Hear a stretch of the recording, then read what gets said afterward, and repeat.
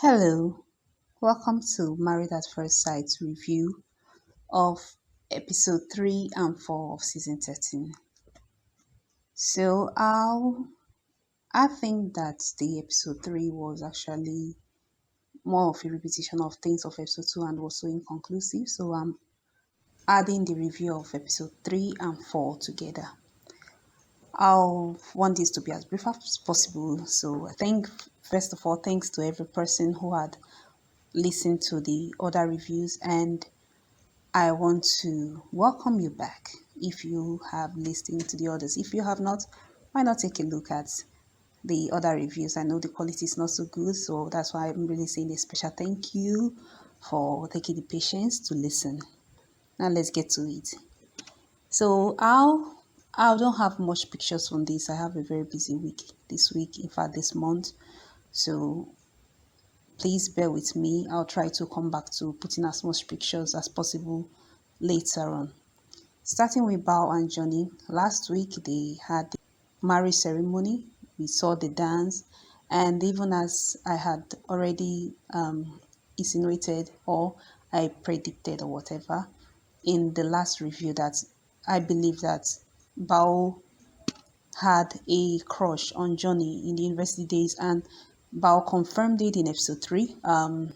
Johnny spoke with her family and then they told her about the Jesse incident, and Johnny was a bit turned off by that. And he asked if it was her usual reaction, and they said it was, and that she was not a hugger, and that seemed to give Johnny some concern. However, I'm quite happy with the way, at least on the surface, he seems to be dealing with it. Hopefully, on the inside, is also dealing with it just as well. Then they had their first night together, and Bao actually literally gave Johnny some of the pillows to use as a body pillow that she was still not so comfortable about sleeping next to him.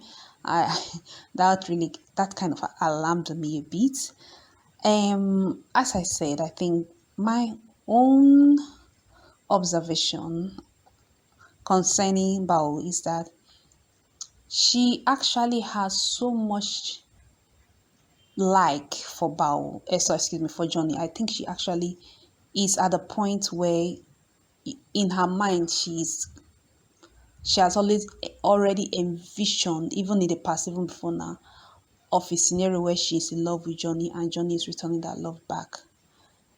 And well, they slept, they woke up the next morning. Johnny said Bao snored a bit, and it seemed that actually made Bao to be touchy and a bit self-conscious. And she was like, the next night when they went on their honeymoon, like, oh, maybe why are you in this room, why are you on this bed? And Johnny said he'd rather sleep with her, and obviously the body pillow or the extra pillows as body pillow is a thing of the past, because Bao was like, what about your body pillow? He said, I've got one right here. That was Bao, and then he held her and kissed her. So it was nice. Everything was good concerning them. That was it. Bao introduced Johnny to her spreadsheet or so. So that is it for them. Then we have Mela and Gil. Mela and Gil are two mature people. I love Gil's composure, Gil's calmness, his gentle eyes. He's just so attractive of person. And also, I think that Mela and Gil are the kind of people that even if this doesn't work out, they will remain friends. So I think they will remain friends. I like their maturity. I like the way they are comfortable around each other. So Gil told Mela how his father died, was murdered actually. And later on the next day, Mela explained to Gil also how her own father was murdered. So that's something they have in common. And Mela appreciates that ability to be able to relate, have someone that is able to relate to her on such a level of pain. Earlier, Gil met the Mela's family, the brother and best friend and some other guy. I was like, oh, Mela made it easy, just guys. And they made him know straight up that, well, Mela is somebody highly respected by us. And if you do anything wrong against her, you're going to meet me. And Mela's brother, even though he's kind of like Jane, so I thought he was a younger brother to Mela, but he's actually Mela's big brother. And he said there was something he mentioned there that he handles he handles her finances, and he said that Mela doesn't spend what she doesn't have. So Mela obviously makes accounting of her money and does saving before she spends. So if she has money to spend, this life is just one. I mean, there are people that save money that died leaving the money. So if this is how she wants to live her life, she says she lived life extremely poor and she's compensating for it. So, but like as I said the other day, I think she needs to let go of that need to validate her her rise above poverty. I personally think she's doing it a bit too much, but hey, let her enjoy life. I like her. I like her. Mela gives me that cool mafia boss lady vibes, and I like Mela. That is just it. I like the way she's kind of authentic to her belief.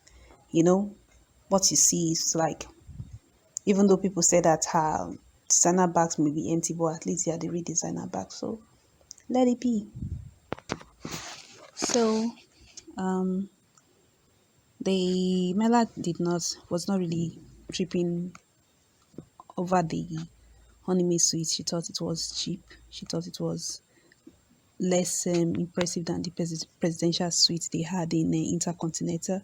That's the first place the hotel they spent their first night. So the hotel honeymoon suite was actually like an apartment, and I think they put COVID in consideration, especially with Zach later being tested for COVID. We don't know the result. We'll find out maybe next week. Yeah, that's it. So I'll do a clap back on some of the rumors on these couples. Watch out for the next video. You'll see that my response on those heterophobic divorce rumor and the Jose and Rachel. So Rachel's friend or best friend, whatever they call her, I don't know whether she's excited by the camera or maybe she's really that's really her personality, but she wasn't playing the devil advocate to me. She was just being the devil. She tried to undermine Rachel's competence as a partner. She described her as disorganized. She to me, what she was just saying was that, oh, Rachel has these good qualities, but watch out, she has these very bad qualities that are so bad. That was bad. That is not what somebody prays to be best friend. And like I said, in the last time, that I think they will have messy future, and probably because of when they come back from honeymoon, and there may be crazy advice for this from this friend. But I hope I'm wrong. I really hope I'm wrong. I hope she and Jose make a good couple. They look to be so happy. Jose is so happy with her, and especially with her describing Jose as the perfect partner. We know, okay, in episode 3, I forget, I have not talked about it. In episode 3, during the photo shoot, Rachel mentioned that she was very happy with Jose because he was just what she wanted. That she told the expert that she was not big on looks, and Jose interpreted that as Rachel not finding him attractive. But I'm sure they've talked it over because Bastard episode 4, he was comfortable around her, felt confident around her about his looks and all that. And I think she was more. Jose is not like the 6 feet tall, stuff like that. First look, handsome. I think he compensates a lot with his character and achievement, which is not a bad thing. You have to have some quality. That is this life. You have to stand out. People are not just into wants, not just into needs. In this present generation, they're into needs and wants, especially wants. So they seem to have a great chemistry. Jose so much loves his wife. His controlling freak actually is less than what I expected. He only asked, okay, yes, he asked Rachel if he could brush her teeth, and that was quite alarming. So that was it. The Jose and Rachel right now, they seem to be having a good relationship. Jose is very happy, Rachel is very happy, and I hope that this continues. I think so far, based on what I've seen now, I think if they continue like this, they can make it up to decision day. But let's see. So, so Makela and Zach consummated their marriage on the second night. That is the second night, second day. Yeah, that's the second night. Yeah, just before they flew off to for their honeymoon, and they were both happy about it. And they got ready and went for the honeymoon. Did anything exciting really happen? Nothing really much exciting. Makila went to fix her hair. Then when they got to Florida, where the honeymoon is taking place, Zach said he wasn't feeling fine at all. Yeah, he was being tested for COVID, and so him and Makela decided to sleep in separate rooms. So they slept in separate rooms, awaiting the COVID result for next week. Then we have yeah,